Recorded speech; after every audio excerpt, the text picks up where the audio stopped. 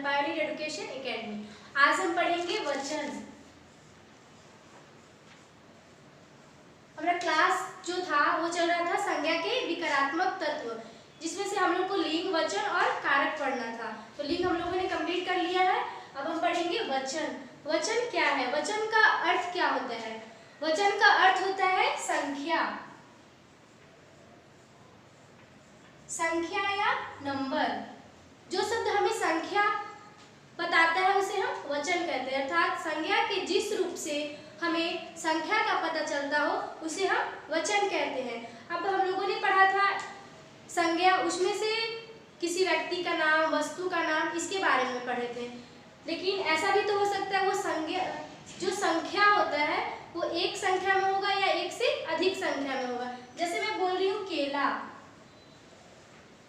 ये शब्द से पता चल रहा है कि केला, एक केला को बोला जा रहा होगा। जैसे मैं बोल रही हूँ केले, तो ये बहुत से संख्या का पता चल रहा है। तो इसका पता हमें कैसे चला? वचन से चला। वचन हमें संख्या का ज्ञान देता है। वचन के दो भेद हैं। वचन को अलग अलग भेद में बांटा गया है। पहला हमारा है वचन के भेद। वचन के दो भेद है। पहला एक वचन, दूसरा बहुवचन।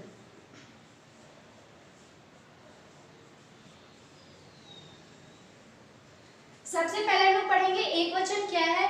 जैसे कि मैं अभी आप लोगों को बताई कि वचन का मतलब होता है संख्या। तो वचन के पहला भेद क्या है हमारा? एक वचन। एक का मतलब अकेला और वचन का मतलब संख्या। यानी कि एक वचन में क्या होगा? संख्या एक में होगी, अर्थात शब्द के वे रूप जिससे संख्या के एक होने का पता चलता हो, चाहे वो वस्तु हो या वो प्राणी हो। संख्या के एक होने का पता चलता है जिसे हम एक वचन कहते हैं। जैसे बच्चा, ये शब्द से पता चल रहा है कि ये एक बच्चा को बोला जा रहा है। लड़का, रोटी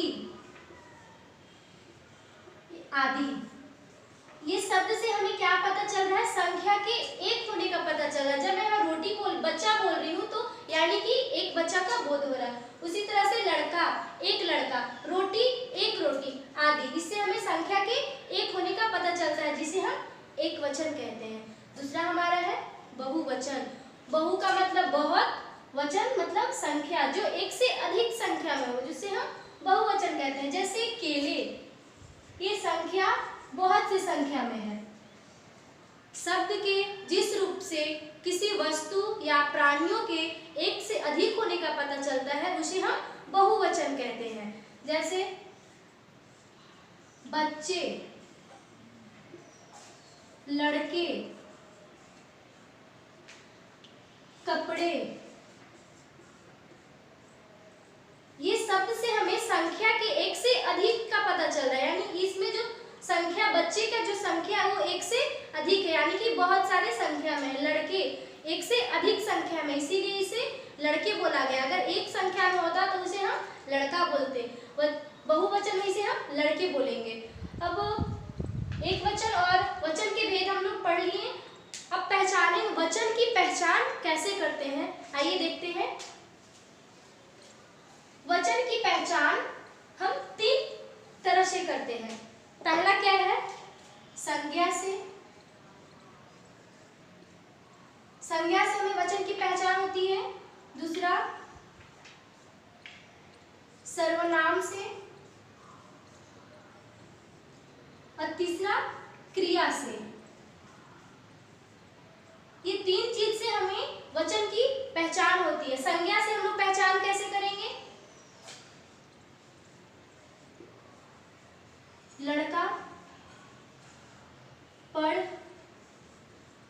रहा है, तो मैं यहाँ बोल रही हूँ लड़का पढ़ रहा है, इसे क्या पता चलता है? एक वचन का, एक लड़का पढ़ रहा है।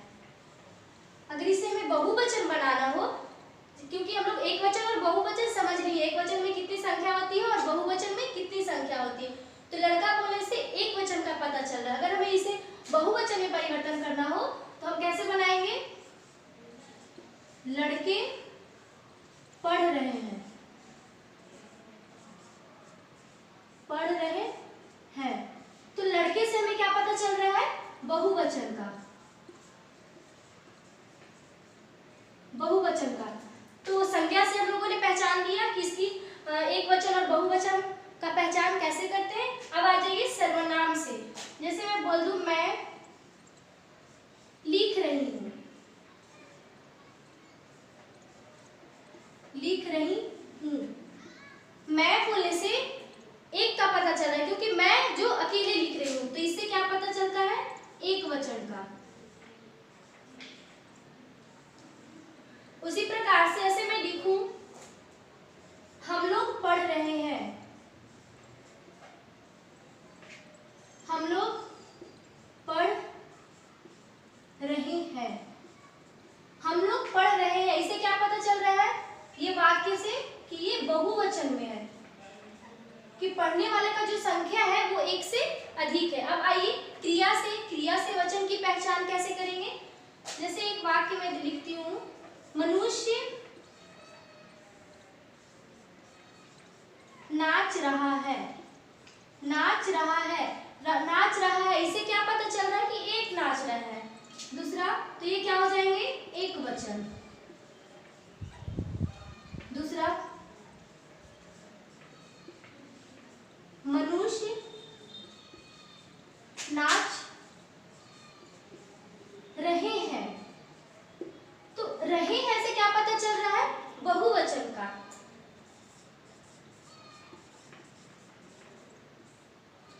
तो यहाँ पे हम लोगों ने सीखा कि वचन की पहचान कैसे करते हैं। वचन की पहचान तीन तरह से करते हैं, संज्ञा से, सर्वनाम से और क्रिया से।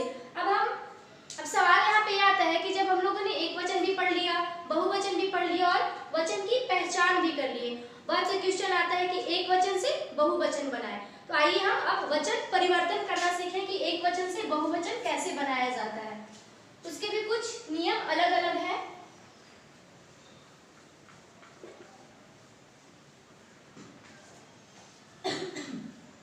वचन परिवर्तन।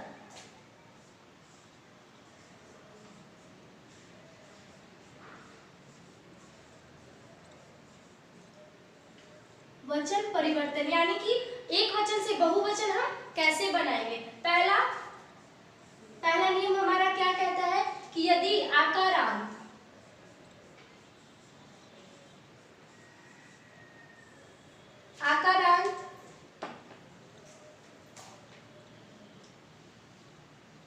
उकारांत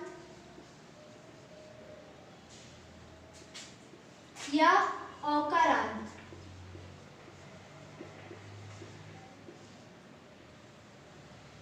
जो शब्द आकारांत, आकारांत कहने का मतलब है कि आ वाले शब्द, उकारांत उ आने वाले शब्द तथा औकारांत जिस शब्द में औ आते हो, उस जब बहुवचन करेंगे तो उस शब्द का ए प्रत्यय लगकर बहुवचन बनाएंगे।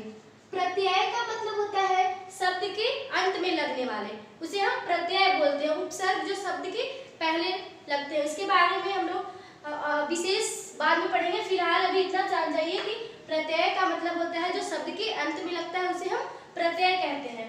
तो क्या शब्द बोल रहे हैं यहाँ पे? पहला रूल कि जो शब्द आकारांत हो, उकारांत या औकारांत है, उसमें ए लगा के हम बहुवचन बनाते हैं। आकारांत जैसे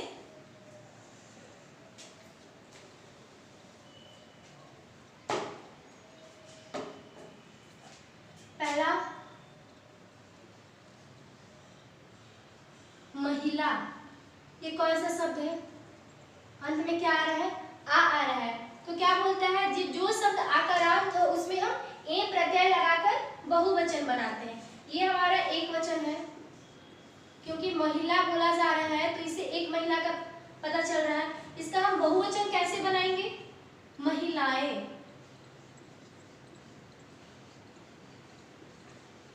महिलाएं। यहाँ पे ध्यान देंगे कि बहुवचन बनेगा तो ये स्वर साथ में लगेंगे, न कि इसकी मात्रा को हमें लगाना है, साथ में लगाएंगे। दूसरा देख लीजिए कविता, कविता आ रहा है, आकारांत आ रहा है, तो बहुवचन क्या बनेगा? ए लग के बनेगा। कविताएं। दूसरा देखिए, वधु। बहुवचन बनाने में एक कंडीशन क्या है, एक रूल है कि अगर एक वचन में वो मात्रा बड़ी की मात्रा हो, तो जब भी हम उसका बहुवचन बनाते हैं तो मात्रा चेंज हो जाता है, छोटी यू की मात्रा हो जाएगी। जैसे वधुएं, यहाँ पे जो मात्रा था वो चेंज हो गया। यहाँ पे देखिए मात्रा बड़ी यू की मात्रा है, जब हम बहुवचन बनाते हैं तो इसकी मात्रा छोटी यू की मात्रा हो जाती है। गौ, औकारांत शब्द आ रहा है, तो इसमें क्या बनाएंगे? बहुवचन क्या हो जाएगा? गौएं। ध्यान देंगे, गौ का बहुवचन अलग होता है और गाय का बहुवचन शब्द अलग होता है, उसके बारे में भी पढ़ेंगे। पहले इतना समझ लें, जिस शब्द के अंत में आकारांत है उसमें ए प्रत्यय लगेगा। वधु, यहाँ पे मात्रा चेंज हो जाएंगे, वधुएं, गौ, गौएं। तो ये हमारा पहला हो गया। अब दूसरा क्या कहते हैं देखेंगे, जिस शब्द के अंत में आ है, कंडीशन सेम है, यहाँ भी देखेंगे कि आकारांत वाला शब्द है, यहाँ भी आकारांत शब्द है, लेकिन जो इसका बहुवचन होगा वो ए में परिवर्तित हो जाएगा, ए में परिवर्तित हो जाएगा। तो इसे आपको समझकर बनाना, जैसे एग्जाम्पल से समझेंगे। मैं लिख रही हूँ लड़का, लड़का एक वचन है, यदि हम पहले नियम के अनुसार आ रहा है तो इसका हम लड़काएं बनाए, तो क्या ये सही है? कहीं आप लोगों ने सुना है लड़का का लड़काएं होता है? नहीं। तो उसको आपको खुद से समझना है और बहुवचन बनाना है। इसके बहुवचन क्या बनेंगे? लड़के, रास्ता, रास्ते, लोटा,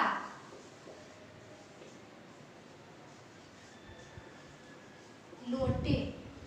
तो ये दूसरा नियम भी समझ लिए कि जिस शब्द के अंत में आ है उसे हम ए लगाकर बहुवचन बनाते हैं। इसको आप खुद से समझकर बनाना होगा, न कि आप पहले नियम के अनुसार इसे नहीं बनाएंगे। तीसरा नियम क्या कहता है?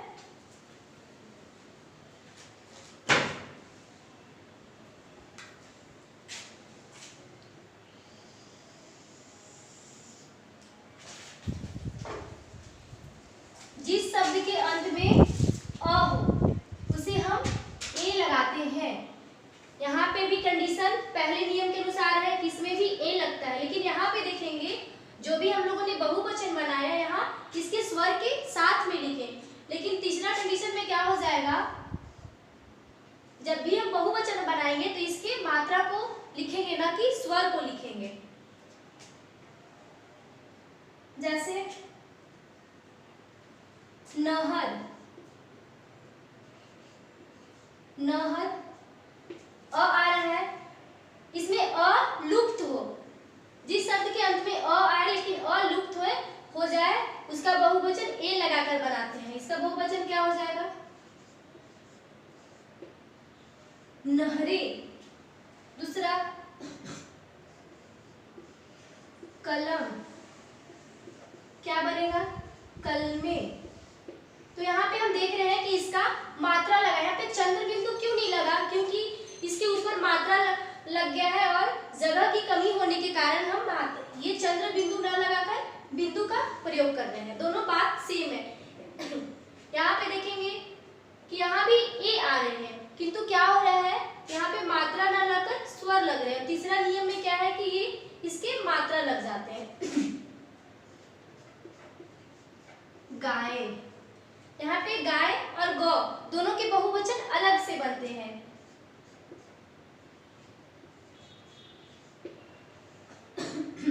गाय, तो ये भी समझ लिए।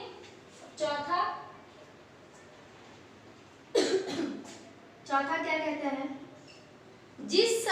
जो शब्द इकारांत वाले शब्द आए,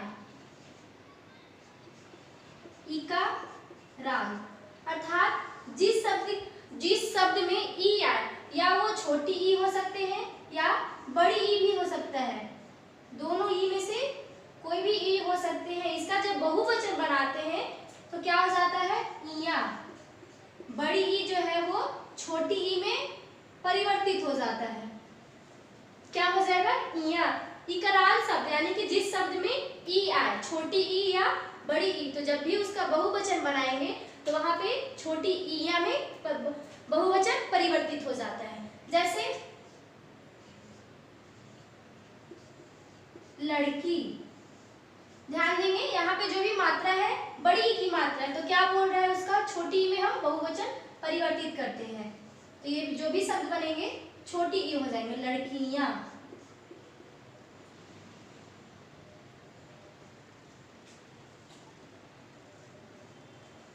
चिड़िया।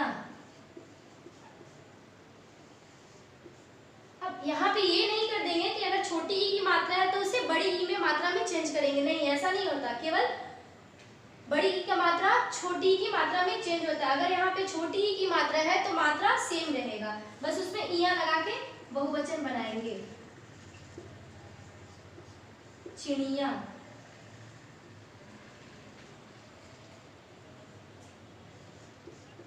रानी, रानिया,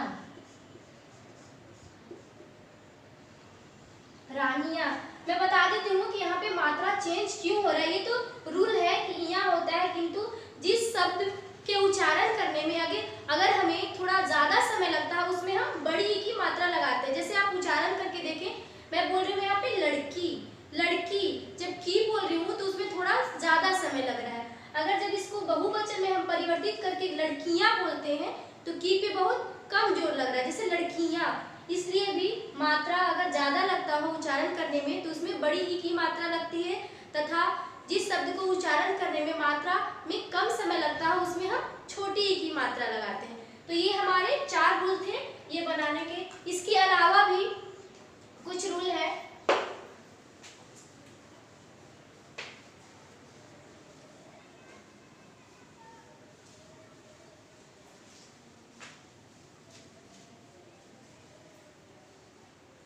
देखेंगे कुछ शब्द ऐसे होते हैं जो सदा बहुवचन में होते हैं।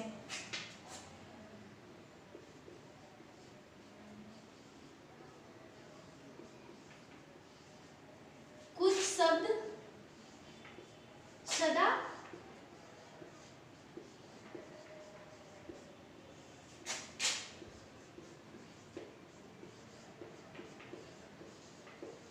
बहुवचन में होते हैं।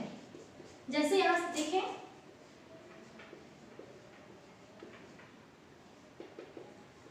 आंसू,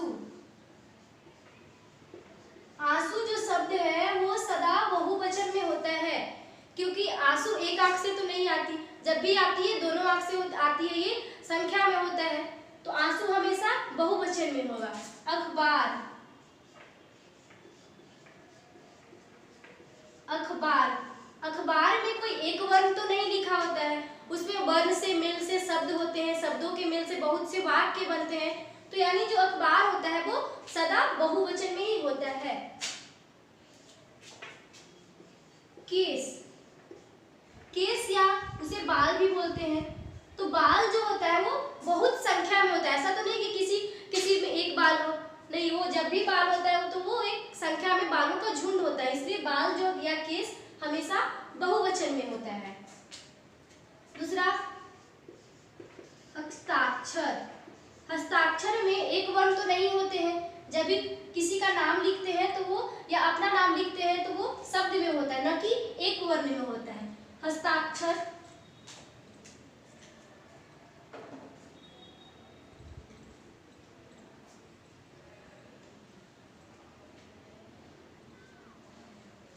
दर्शन,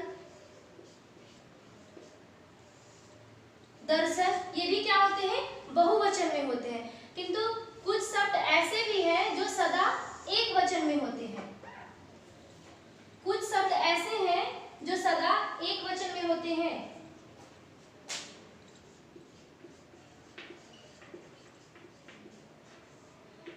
जैसे क्रोध, क्रोध जो है केवल एक वचन में होता है, इसका हम बहुवचन नहीं बना सकते। क्या क्रोध का क्रोधे, क्रोधाए, ये सब बनेगा, नहीं बनेगा। तो क्रोध जो होते हैं वो हमेशा एक वचन में होते हैं। एक बार ध्यान रखेंगे, जो भी फीलिंग वाली चीज है वो हमेशा एक वचन में होती है। जैसे क्रोध, क्षमा, क्रोध, प्रेम, घृणा, ये सब क्या होंगे? एक वचन होंगे, सदा एक वचन में होते हैं। क्रोध हो गए, प्रेम, हवा, पानी, वर्षा, ये जितने भी शब्द है वो हमेशा एक वचन में होते हैं। और अगला नियम देखेंगे, अगला क्या रूल है? किसी को सम्मान अथवा आदर देने के लिए सदा बहुवचन का प्रयोग किया जाता है। क्या? किसी को सम्मान अथवा आदर देने के लिए हमेशा जो शब्द होते हैं वो बहुवचन में प्रयोग किए जाते हैं। जैसे मैं लिख रही हूं,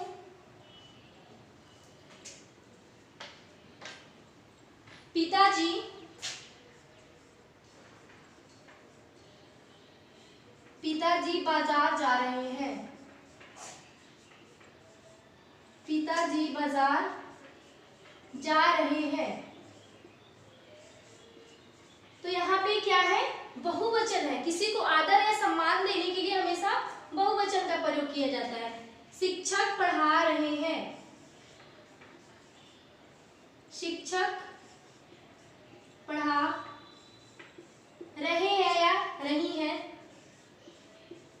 तो ये हमेशा बहुवचन में होगा। उसी प्रकार से महात्मा गांधी हमारे राष्ट्रपिता हैं। था तो नहीं बोलेंगे, क्या बोलेंगे? है। तो किसी को सम्मान या आदर देने के लिए हम हमेशा बहुवचन का प्रयोग करते हैं।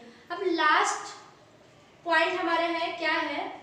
जो बहुत से लोग अपनी बोलचाल की भाषा में गलत यूज करते हैं, वो शब्द क्या है? ध्यान देंगे, अनेकों। बहुत से लोग क्या बोलते हैं कि उस बाग में अनेकों वृक्ष, उस बाग में अनेकों वृक्ष थे। तो अनेकों क्यों बोलेंगे? अनेकों तो ये खुद बहुवचन शब्द है, तो ये जो हमारा शब्द है वो गलत है। अनेकों नहीं होता है। क्या होता है? इसका शुद्ध रूप होता है अनेक। अनेक का मतलब होता ही है बहुत सारा, तो इसको हम बहुवचन में क्यों प्रयोग करेंगे कि अनेकों वृक्ष थे? जैसे बाग में बहुत से अनेकों फूल थे, अनेकों वृक्ष थे, अनेकों पेड़ थे, तो वो शब्द हमेशा गलत होता है। अब से हम क्या यूज करेंगे? अनेक। तो ये हमारा था वचन कैसे परिवर्तित करते हैं एक वचन और बहुवचन। तो बस आज के लिए इतना ही।